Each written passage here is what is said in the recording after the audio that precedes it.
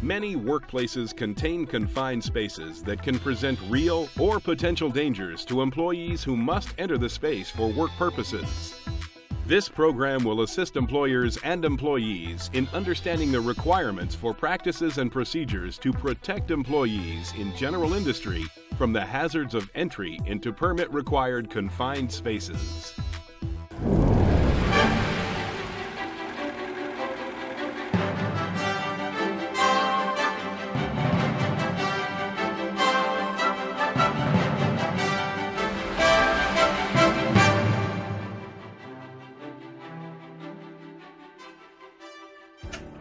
The overview of this instructional video will cover what is a confined space, hazards of a confined space, training, permit-required confined space program, emergency rescue, and personal protective equipment, or PPE.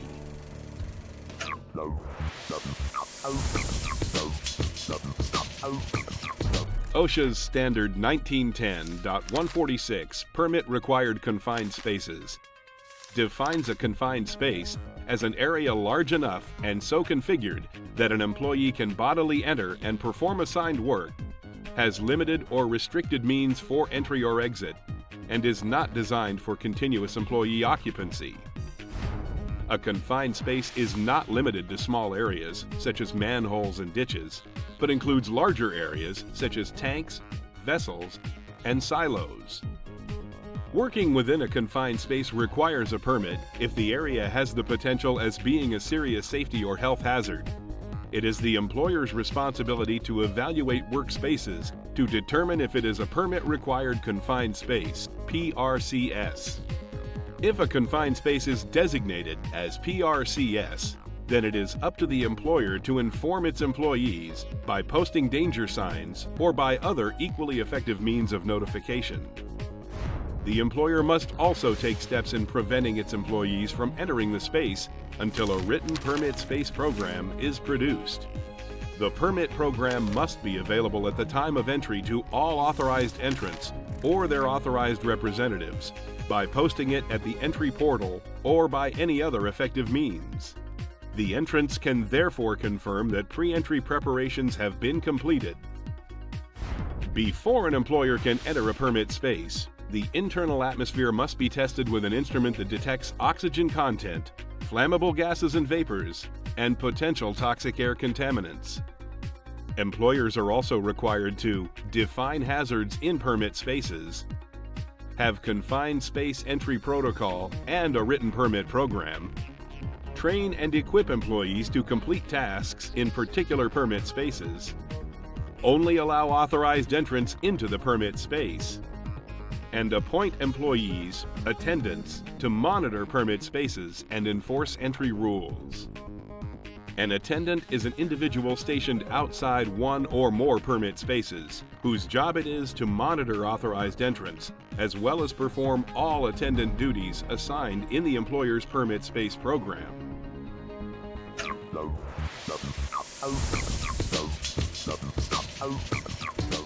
Confined spaces can possess many hazards. Permit-required confined space means a confined space has one or more of the following characteristics: hazardous atmosphere, engulfing potential, trapping or asphyxiation configuration, other recognized serious safety hazards. The atmosphere of a confined space can be hazardous. The atmosphere can prevent escape without help and cause illness or even death. There are three types of hazardous atmospheres: oxygen deficient, flammable, and toxic. Oxygen deficiency is the atmosphere having less than normal percentage of oxygen found in normal air. Oxygen is safe when it is between 19.5% and 23.5%.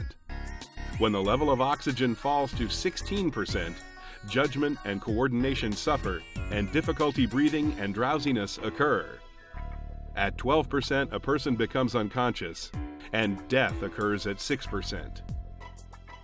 The level of oxygen can fall if the space contains iron, which uses oxygen to form rust, methane, which pushes oxygen out of an area, and carbon dioxide, which absorbs oxygen.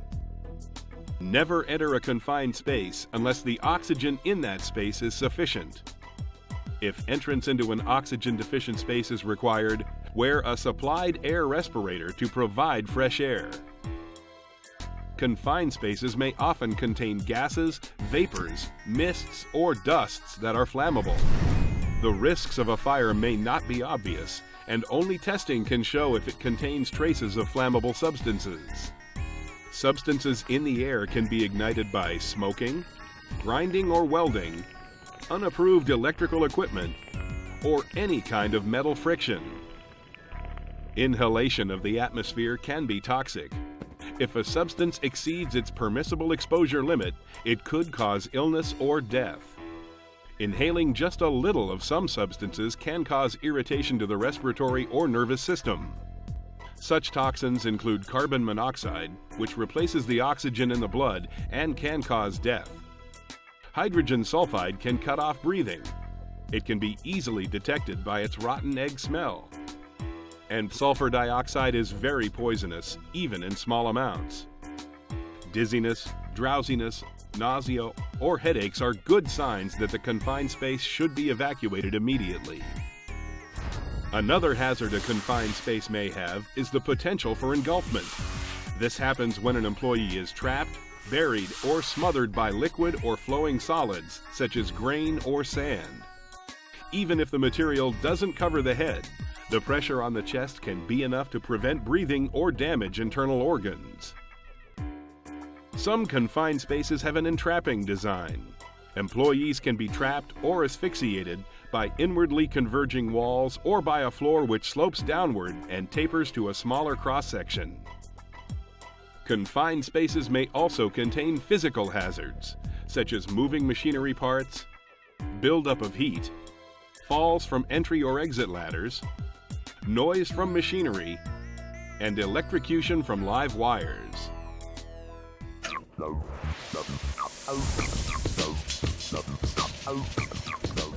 Employee training is a very important part of safety in confined spaces. It is up to each employer to maintain a safe working environment.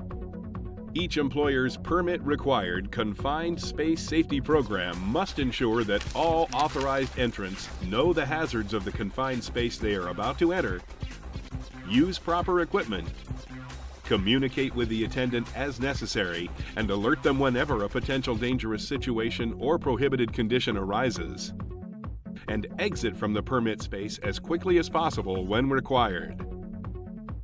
OSHA requires employers to provide training before assigning duties to employees pertaining to permit spaces, before changing employees' duties, when the procedures change for the permit space, or when it is evident that an employee needs additional training.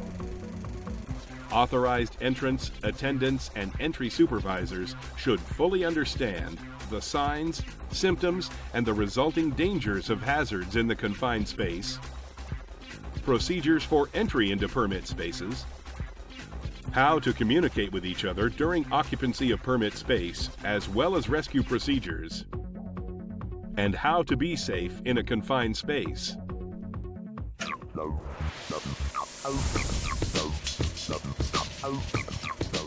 OSHA requires a written entry permit program be developed and implemented by the company before entering a permit-required confined space. The program should be available for inspection by employees and their authorized representatives.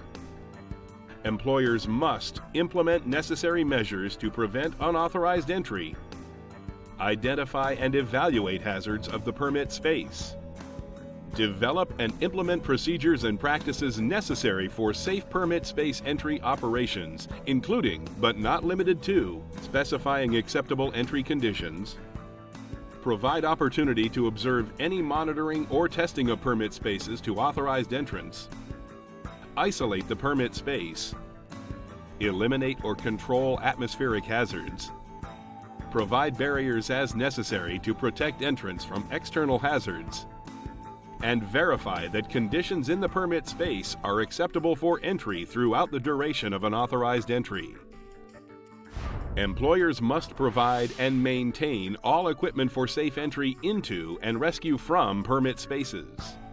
All employees must be trained in the proper use of all the following equipment: testing and monitoring equipment needed to comply with the OSHA standard, ventilating equipment to obtain acceptable entry conditions, communications equipment, PPE, lighting equipment to see well enough to work safely and to exit the space quickly in the event of an emergency, equipment needed to enter and exit space, rescue and emergency equipment, and any other equipment needed for safe entry into and rescue from permit spaces. Additionally, employers should test the conditions in the permit space to determine if acceptable entry conditions exist before entry is authorized to begin. Test or monitor the permit space as necessary to determine if acceptable entry conditions are being maintained during the course of operations. When testing for atmospheric hazards, test first for oxygen, then combustible gases and vapors, followed by toxic gases and vapors. Employers must provide authorized entrant the opportunity to observe the pre-entry and subsequent testing or monitoring of permit spaces. Employers must also reevaluate the permit space in presence of any authorized entrant who requests reevaluation.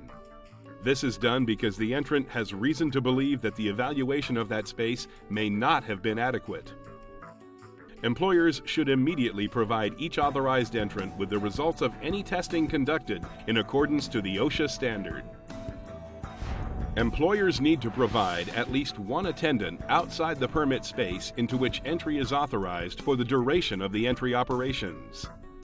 If attendant is monitoring more than one space, employers must include in the permit the means and procedures to enable the attendant to respond to an emergency affecting one or more of the monitored spaces. The company needs to designate persons who have active roles in entry operations. The duties for each of these employees must be identified and training must be provided. They must also develop and implement procedures for summoning rescue and emergency services. The employer must develop and implement systems for the preparation, issuance, and use and cancellation of entry permits. Review entry operations when the employer has reason to believe that the measures taken under the permit space program may not protect employees. Revise the program to correct deficiencies found to exist before subsequent entries are authorized. And finally, permits must be kept on file and used to review the program within 1 year of the permit entry and revise the program as necessary to ensure that employees participating in entry operations are protected from permit space hazards. Employers may perform a single annual review covering all entries performed during a 12-month period. Employers must post an entry permit at the entrance of a permit-required confined space. It is important for the authorized entrant, attendant, and entry supervisor to read the permit before working in or around the space.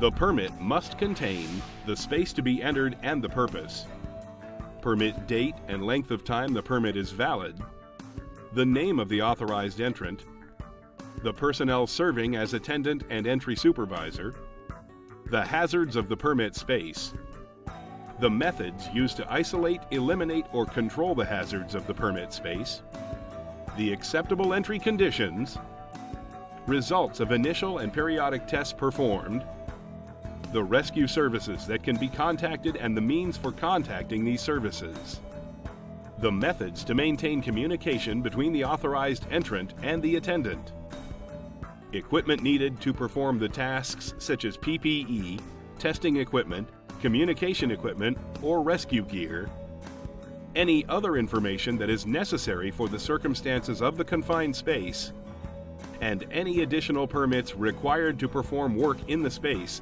such as welding. Authorized entrants should know the hazards that are present in the workspace, properly use equipment, communicate with the attendant in case of exposure to a hazard, alert the attendant when any warning signs of a dangerous situation or prohibited conditions are recognized, Exit from the permit space when the attendant orders an evacuation of the confined space, any warning signs of a hazard are recognized, a prohibited condition is discovered, and the evacuation alarm is activated. OSHA requires the employer to train all attendants that will be watching over a confined space. Employers should ensure attendants know the hazards of the confined space and the behavioral effects of those hazards, know how many authorized entrants are in a confined space and be able to identify each one, never leave the entrance of the confined space while authorized entrants are inside, monitor and maintain communication with the entrants about the hazards that could be presented inside and outside the space, contact rescue services as soon as they determine that the authorized entrant needs assistance with escaping, warn unauthorized persons to stay clear from the confined space, and advise authorized entrants and entry supervisor if an unauthorized person has entered the permit space. Be able to perform non-entry rescues, and do not perform any additional duties that could interfere with the primary duty to monitor and protect the authorized entrant or entrants. There must be an entry supervisor for each permit-required confined space. The entry supervisor can monitor more than one space at a time. The duties of an entry supervisor include knowing the hazards of the confined space, including the mode, symptoms, and consequences of each hazard, verifying that proper entries have been made, as well as all the proper tests have been performed, and that all procedures and equipment required are in place and ready to use, terminating the entry and canceling the permit, removing unauthorized individuals who enter or attempt to enter the restricted space, and determining that entry operations remain consistent with terms of the entry permit and that the acceptable entry conditions are maintained.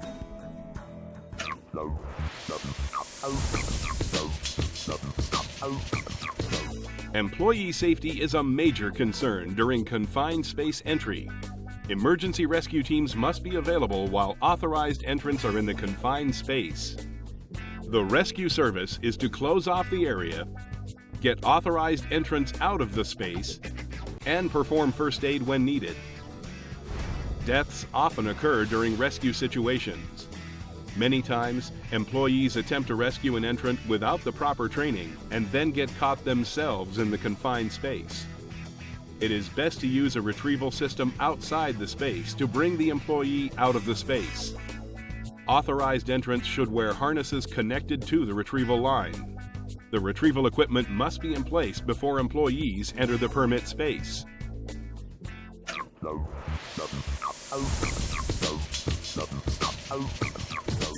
One of the most important components of PPE in a confined space is a respirator.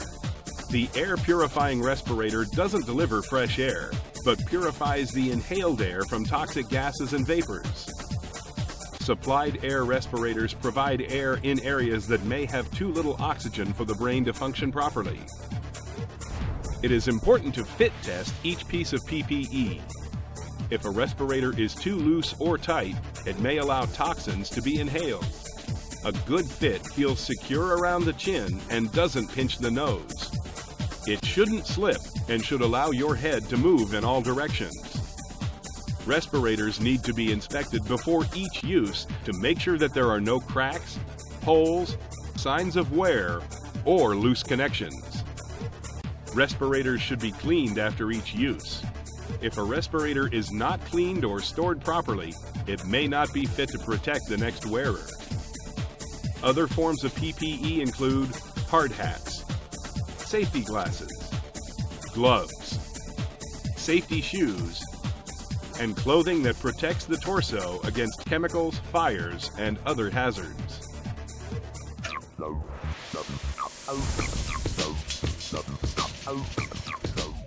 The employer must identify confined spaces that are permit required.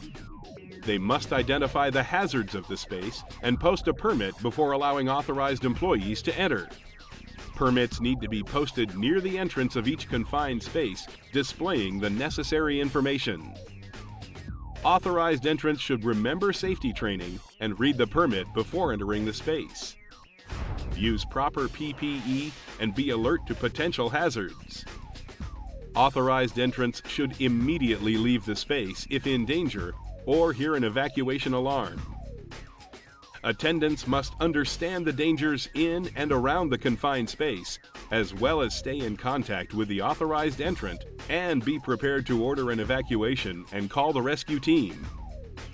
The entry supervisor needs to ensure that the confined space operations conform to the permit. They should remove unauthorized personnel from the area and keep them from entering the space. Make sure each hazard is identified and controlled before entering a confined space. And emergency rescues should only be made by trained personnel or a rescue service. A proper confined space procedure can save lives and prevent injuries if procedures are followed correctly. Never take shortcuts when it comes to the safety of yourself and others.